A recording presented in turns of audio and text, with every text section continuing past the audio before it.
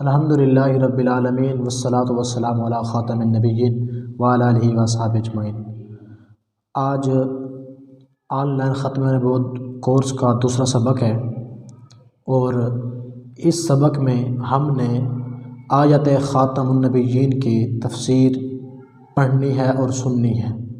بھی آیت ختم نبوت کی کیا تفسیر ہے اور کیوں نازل ہوئی۔ آگے جو وہ خاتم النبیین لفظ خاتم اور خاتم پر بحث ہے، قادیانیوں کے 3 اعتراضات کے جوابات ہیں۔ سب سے پہلے ہم بات شروع کرتے ہیں ما کان محمد ابا احد من رجالکم ولکن رسول اللہ و خاتم النبیین، یہ آیت کیوں نازل ہوئی اور سرکار کی ختم نبوت اس سے کیسے ثابت ہوتی ہے، کیونکہ یہ آیت بہت بڑی آیت ہے کہ جو دلیل ہے نبی پاک صلی اللہ تعالیٰ علیہ وآلہ وسلم کی ختم نبوت پر۔ وہ اس طرح، سب سے پہلے اس آیت کا شان نزول سنیں۔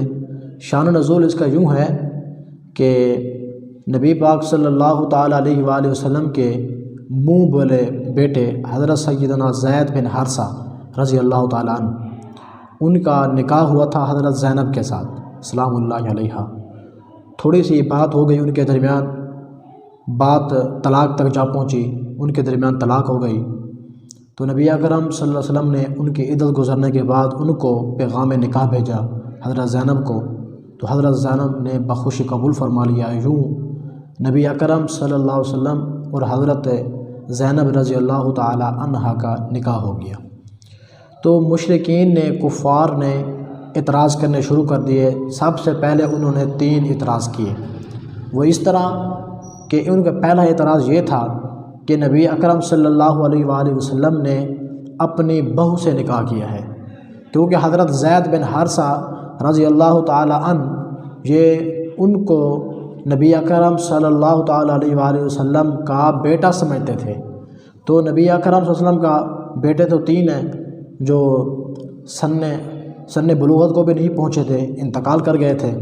تو اللہ تعالیٰ نے ارشاد فرمایا ما کان محمد ابا احد من رجالکم، کہ جو مشرکین اعتراض کر رہے ہیں کہ نبی اکرم صلی اللہ علیہ وآلہ وسلم نے اپنے بہو سے نکاح کیا ہے، اپنے بہو سے نکاح نہیں کیا بلکہ نبی اکرم صلی اللہ علیہ وسلم کا کوئی بیٹا ہی نہیں ہے۔ ما کان محمد ابا احد من رجالکم، مردوں میں سے نبی اکرم صلی اللہ تعالیٰ علیہ وسلم کا کوئی بیٹا ہی نہیں ہے، آپ کسی کا باپ ہی نہیں ہے۔ جب آپ کے باپ ہی نہیں ہے تو پھر آپ کی بہو کیسے بنی؟ تو پھر حضرت زینب کو بہو بنانا تمہارا غلط ہے۔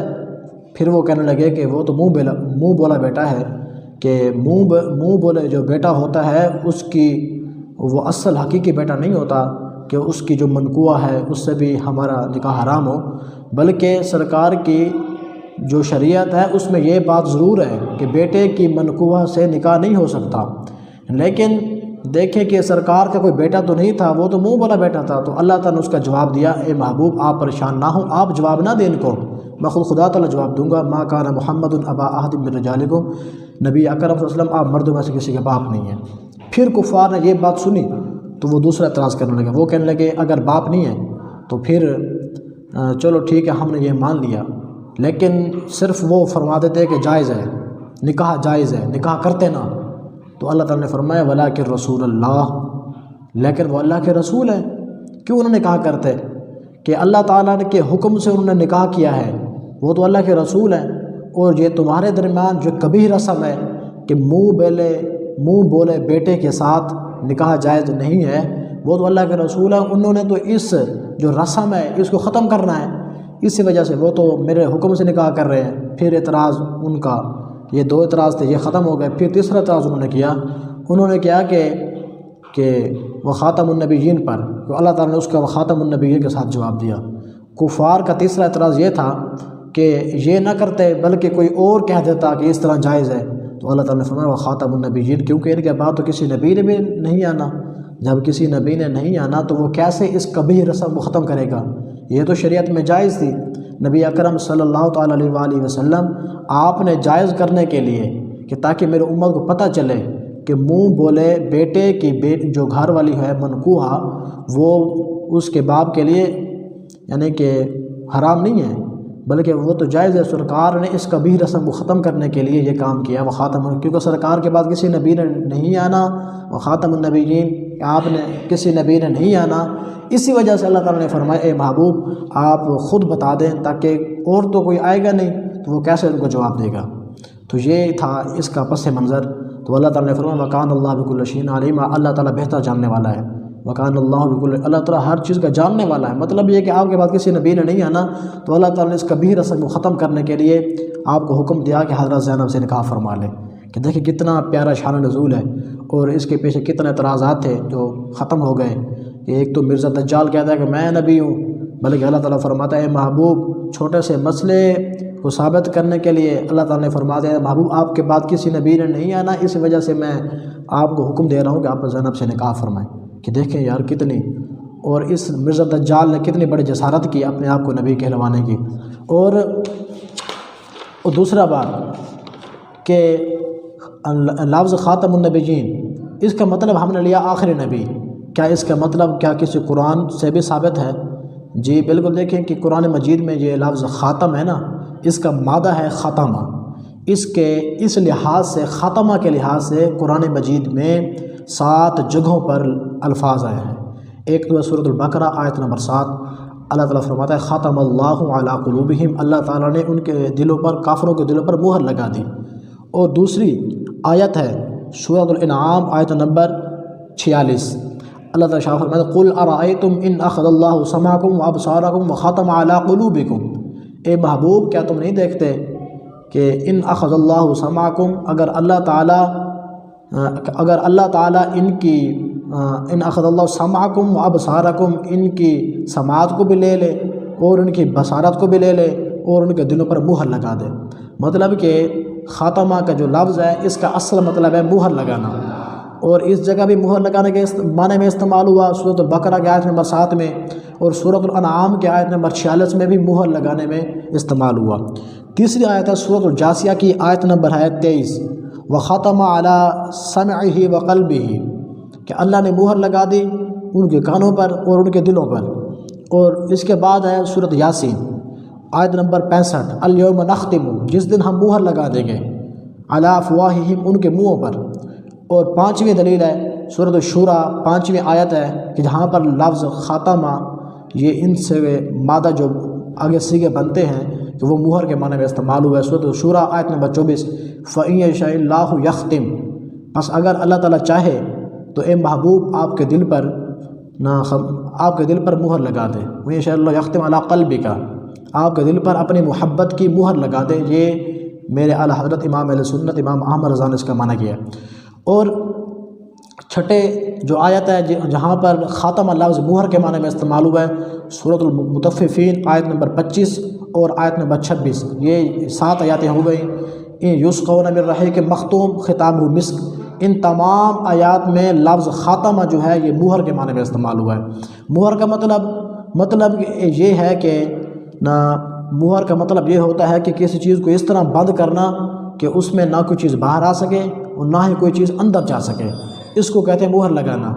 جس طرح اللہ تعالیٰ نے فرمایا ختم اللہ علی قلوبہم وعلی سمعہم، کہ اللہ تعالیٰ نے ان کے دلوں پر بھی مہر لگا دی اور ان کے کانوں پر بھی مہر لگا دی، وعلی ابصارہم، اور ان کے آنکھوں پر بھی مہر لگا دی۔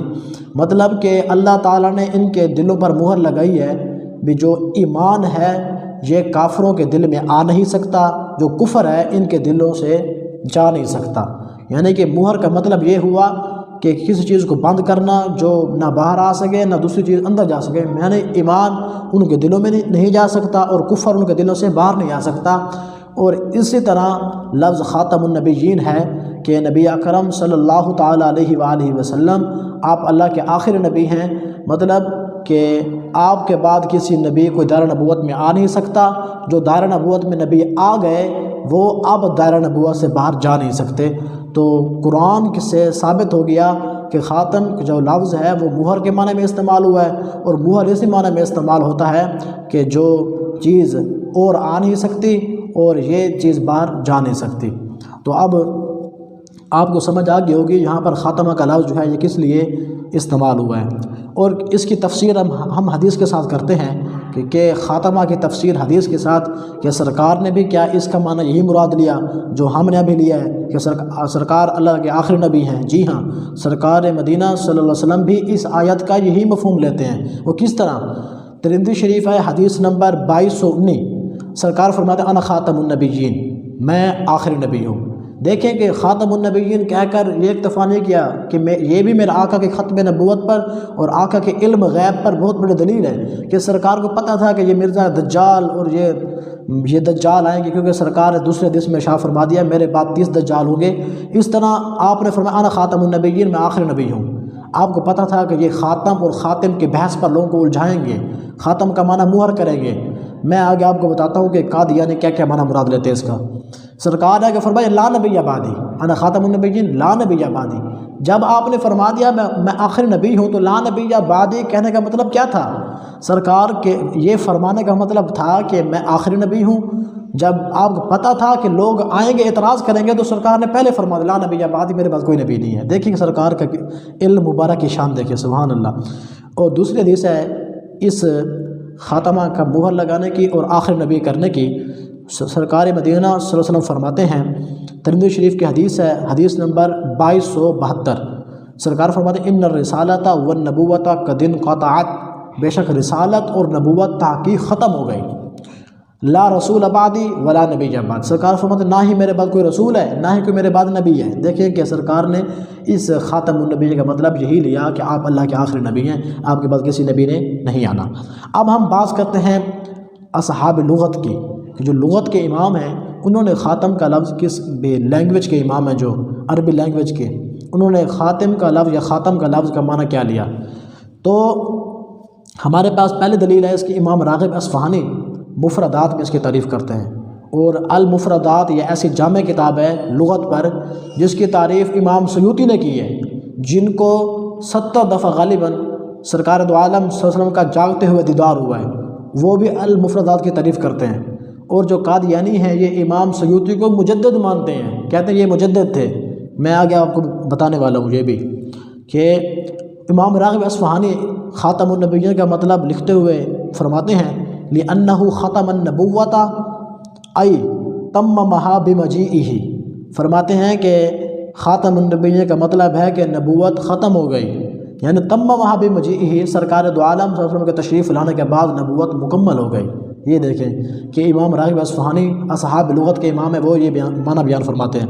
اور دوسری دلیل لسان عرب، یہ 6 صدی کے اور 7ویں صدی کے بہت بڑے امام گزرے ہیں لغت کے امام، وہ کہتے ہیں وخاتم بالکسر وخاتم بالفتح خاتم الانبیاء، فرماتے ہیں اگرچہ خاتم کا مطلب خاتم زیر کے ساتھ ہو یا زبر کے ساتھ ہو تو یہ خاتم الانبیاء کے معنی میں ہوگا، زبر زیر اس میں کوئی معنی نہیں رکھتا کہ زبر زیر بے اگر آ جائے اس کا معنی میں کوئی فرق پڑے گا۔ یہ امام راغب اصفہانی رحمۃ اللہ تعالیٰ علیہ تھے، اور اس کے بعد لسان العرب کے جو مصنف ہیں اس نے بھی اس کا یہی معنی مراد لیا۔ اب آتے ہیں قادیانوں کے اعتراض کی طرف کہ قادیانی کیا اعتراض کرتے ہیں، وہ اس کا معنی آخر نہیں سمجھتے۔ قادیانوں کے نزدیک آخر کے سرکار کے خاتم کے لفظ خاتم النبیین کے 3 معنی ہیں۔ مرزا قادیانی دجال وہ لکھتا ہے کہ اس کا ایک معنی بیان کرتا تو لکھتا ہے کہ اس کا ایک مطلب ہے سب سے آخری نبی۔ یہ ہے روحانی خزائن جلد 3 صفحہ نمبر 431۔ دیکھیں یہ آپ کو سکرین پہ شو ہو رہا ہوگا کہ 431 صفحہ پہ کہتا ہے کہ سرکار آخری نبی ہیں، اور دوسری دلیل پیش کرتا ہے کہ خاتم النبی کا مطلب ہے حضور کی کامل اتباع سے نبی بنیں گے۔ دیکھیں یہ یہاں پر کلا بازی کھا گیا۔ اور تیسری وہ کہتا ہے کہ خاتم کا مطلب ہے مہر لگانا، مطلب یہ ہے کہ سرکار کی مہر سے نبی بنیں گے۔ یہ دیکھیں بھئی اس نے عجیب معنی لیا۔ میں یہ قادیانوں کو چیلنج کرتا ہوں کہ سرکار کے کامل اتباع سے نبی بنیں گے، حضور کی مہر لگانے سے نبی بنیں گے۔ اگر اس طرح ہے، اگر یہ معنی کسی عالم نے لغت کے امام نے یا حدیث میں یا قرآن میں آیا ہو تو اس قادیانی کو منہ مانگا انعام دیا جائے گا جو اس کے یہ 2 معنی لے کر آئے، حضور کی کامل اتباع سے نبی بنیں گے خاتم کا معنی، اور خاتم کا معنی یہ لے کے آئے حضور کے مہر لگانے سے نبی بنیں گے۔ اگر یہ معنی کوئی قادیان ہمیں دکھا دے تو اس کو منہ مانگا انعام دیا جائے گا۔ دیکھیں بھئی ان کا جو پہلا اعتراض ہے وہ خاتم کو کہتے ہیں کہ حالانکہ میں آپ کو پہلے بتا چکا ہوں کہ مرزا قادیانی بھی خاتم کو لفظ خاتم النبیین کو آخر نبی مانتا ہے، لیکن کیونکہ وہ کلا بازیاں کھاتا ہے دیکھیں قادیانی یہ اعتراض کر رہا ہے کہ کہتا ہے بھی خاتم کی اضافت ہے ہو جمع کی طرف، کیونکہ نبیین یہ جمع کا صیغہ ہے، خاتم اگر اضافت ہو جمع کی طرف تو اس کا معنی آخری نہیں ہو سکتا۔ اس کو ہم جواب دیتے ہوئے کہتے ہیں کہ مرزا کی کتاب دیکھ لو، پیچھے تو ہم تو ذکر کر رہے ہیں خاتم النبیین کا مطلب قرآن سے ثابت کر چکے۔ مرزا کی کتاب ہے روحانی خزائن، جلد نمبر 23 صفحہ نمبر 333، مرزا لکھتے ہیں خاتم الخلفاء، خاتم الخلفاء، پھر اس کا مطلب بیان کرتے خود وضاحت کرتا ہے، یعنی کے ساتھ ان الفاظ کی تشریح ہوتی ہے، کہتا ہے ایسا خلیفہ جو سب سے آخر میں آنے والا ہے۔ خاتم الخلفاء کا مطلب خود بھی یہی معنی مراد لے رہا ہے، خاتم کا مطلب ہاں خلفاء یہاں پر جمع ہے، خاتم اس کی طرف جو ہے وہ مضاف ہو رہا ہے، خلفاء مضاف الیہ ہے۔ یہاں پر مرزا قادیانی دجال نے بھی معنی یہی لیا، لیکن یہ جو آج کل کے ہیں یہ اعتراض کر کے کہتے ہیں کہ آخر اس کا معنی آخر نہیں بنتا، اور یہاں خاتم کی اضافت جو ہے وہ جمع کی طرف ہے، لیکن قادیانی کو یہاں پر یہ نظر نہیں آیا۔ اور دوسری جگہ کہتا ہے مرزا دجال کہ میں جو تھا اپنے ماں باپ کا خاتم الاولاد تھا، مطلب کہ پھر آگے لکھتا ہے میں آخری تھا، میں اپنے جو میرے بہن بھائی پیدا ہوئے سب سے آخر میں پیدا ہوا۔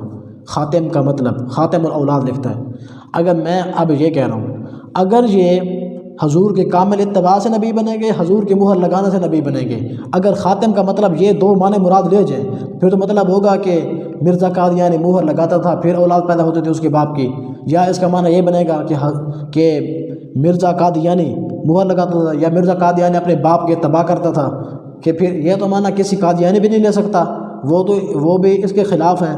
مطلب یہ ہوا کہ بھئی خاتم کا مطلب جو ہے وہ آخری ہے، سرکار مدینہ صلی اللہ علیہ وسلم اللہ کے آخری نبی ہیں، آپ کے بعد کوئی نبی نہیں آ سکتا۔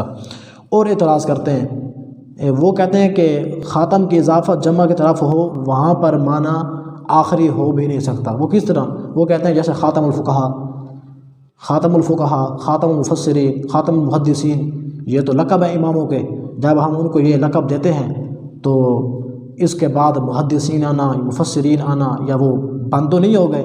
مطلب وہ کہتے ہیں کہ یہاں پر خاتم کا مطلب آخر نہیں ہو سکتا، اور دلیل کے طور پر پیش کر رہے ہیں خاتم المفسرین، خاتم المحدثین، مطلب آخری محدث، آخری، یہاں پر یہ بات نہیں ہے۔ بلکہ سنیں، یہ تو خاتم الفقہا مثال کے ساتھ پیش کر رہے ہیں، ہم تو ان کو قرآن حدیث سے دلائل پیچھے پیش کر رہے ہیں کہ خاتم کا مطلب آخری بنتا تھا۔ اور اس کا اور جواب بھی ہے کہ خاتم النبیین، خاتم الفقہا، خاتم المفسرین، خاتم المحدثین اگر کسی امام کا لقب ہے تو اس کو اس زمانے میں ملا ہے، اس زمانے میں، کہ یہ بھئی اس زمانے کا خاتم المحدثین ہے، خاتم المفسرین ہے، وہ کسی آدمی نے دیا ہے جو عالم الغیب بھی نہیں ہے، اس کو یہ پتہ بھی نہیں ہے کہ بعد میں مفسرین آئیں گے یا نہیں آئیں گے، محدثین آئیں گے یا نہیں آئیں گے، وہ تو اس کو تحقیقی طور پہ اس کو خوش کرنے کے لیے خاتم المحدثین کسی عالم کو کہہ رہا ہے۔ تو اللہ تعالیٰ تو عالم الغیب ہے، اللہ تعالیٰ تو انک علام الغیوب، بے شک غیبوں کو جاننے والا ہے، تمام علوم کو جاننے والا ہے، اس کو پتہ تھا کہ بعد میں ایسے لوگ آئیں گے جو اعتراض کریں گے سرکار کا آخر نبی ہونے پر، تو اللہ پہلے فرما دے گا خاتم النبیین، میرا نبی آخر نبی ہے، آپ کے بعد کوئی نبی نہیں آئے گا۔ یہ دیکھیں کہ اللہ تعالیٰ نے ہمیں پہلے ہی فرما دیا کہ خاتم النبیین کا یہ مطلب ہوتا ہے۔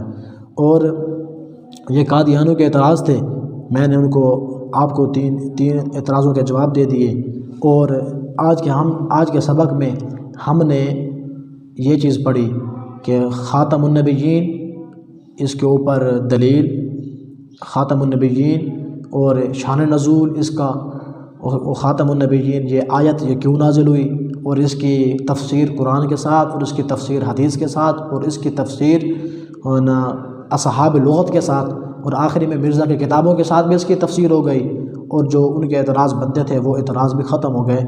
تو آج کا یہ سبق لمبا ہو گیا، لیکن آپ کے لیے اضافہ باعث علم ہوگا، تو اللہ تعالیٰ آپ کو خوش رکھے۔ آپ اسائنمنٹ ضرور جمع کرایا کریں، تو آپ میرے ساتھ تعاون کریں، انشاءاللہ ہم اس کورس سے بہت سارا سیکھیں گے۔